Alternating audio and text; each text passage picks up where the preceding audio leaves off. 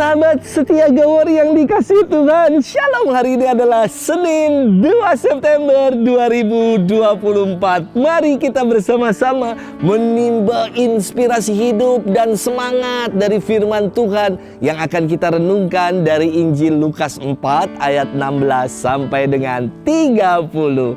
Mari kita siapkan hati kita. Haleluya, haleluya, haleluya. Roh Tuhan menyertai aku diutus Tuhan mewartakan kabar baik kepada orang-orang miskin.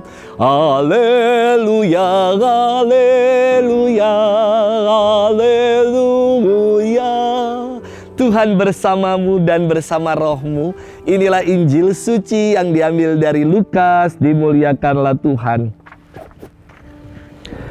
Sekali peristiwa, datanglah Yesus di Nazaret tempat ia dibesarkan. Seperti biasa, pada hari Sabat ia masuk ke rumah ibadat. Yesus berdiri hendak membacakan kitab suci. Maka diberikan kepadanya kitab Nabi Yesaya. Yesus membuka kitab itu dan menemukan ayat-ayat berikut.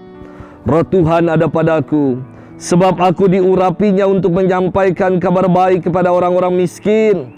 Dan aku diutusnya memberitakan pembebasan kepada orang-orang tawanan, penglihatan kepada orang-orang buta, serta membebaskan orang-orang yang tertindas.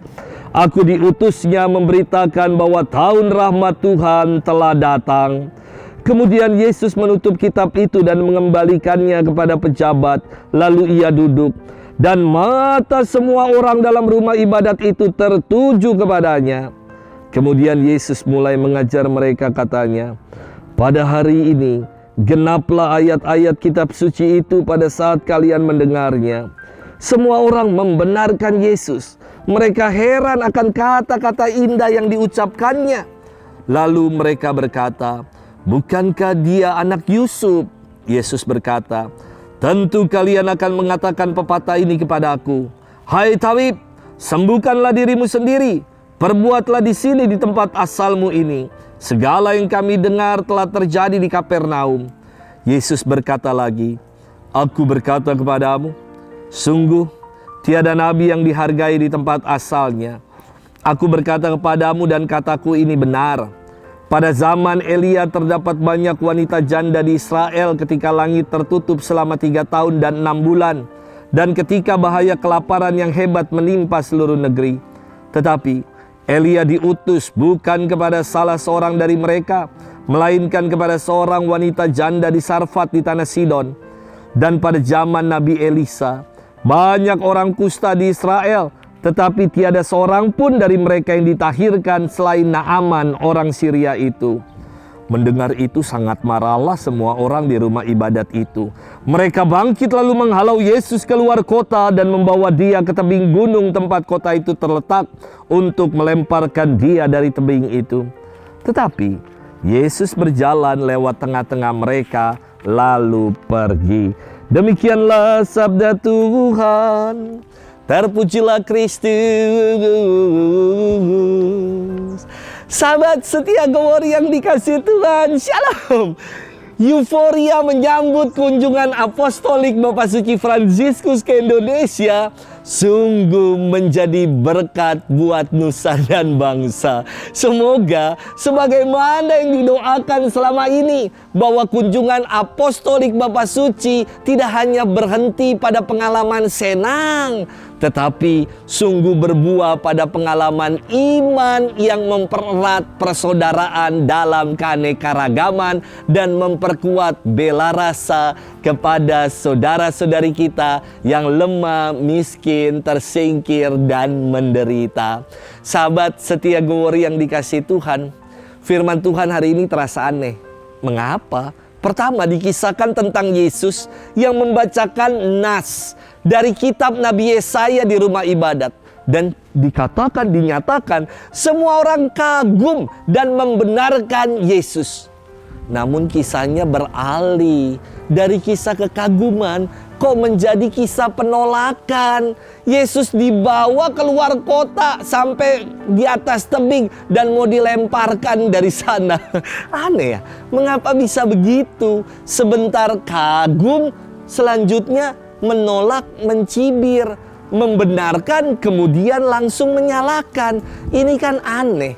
Saya kira karena orang-orang itu, orang-orang yang berada di rumah ibadat itu picik atau sempit cara berpikirnya.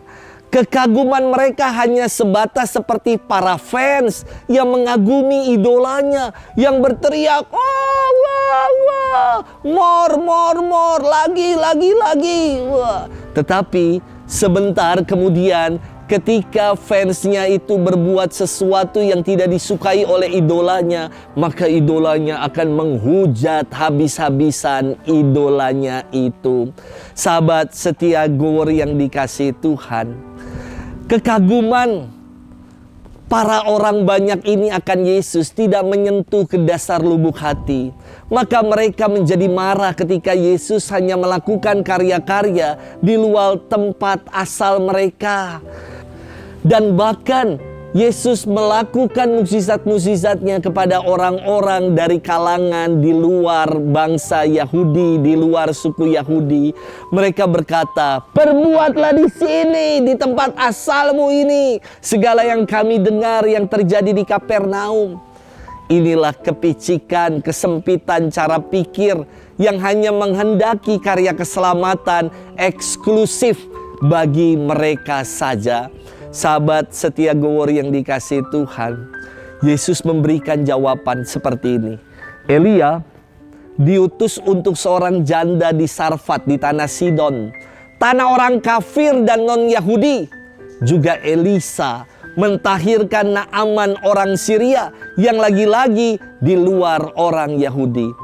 Jelaslah Yesus ingin membuka kepicikan pikiran orang-orang di rumah ibadat itu, supaya pikiran mereka luas, tidak eksklusif, bahwa karya keselamatan ditawarkan kepada segala bangsa. Dan inilah artinya gereja Katolik. Katolik dari kata Yunani katolikos, artinya universal. Keselamatan Allah ditawarkan secara universal kepada segala bangsa.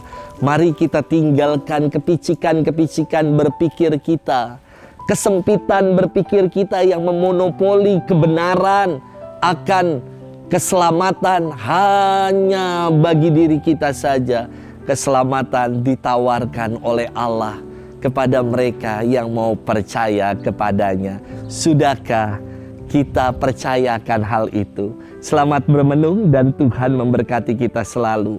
Dalam nama Bapa dan Putra dan Roh Kudus. Amin.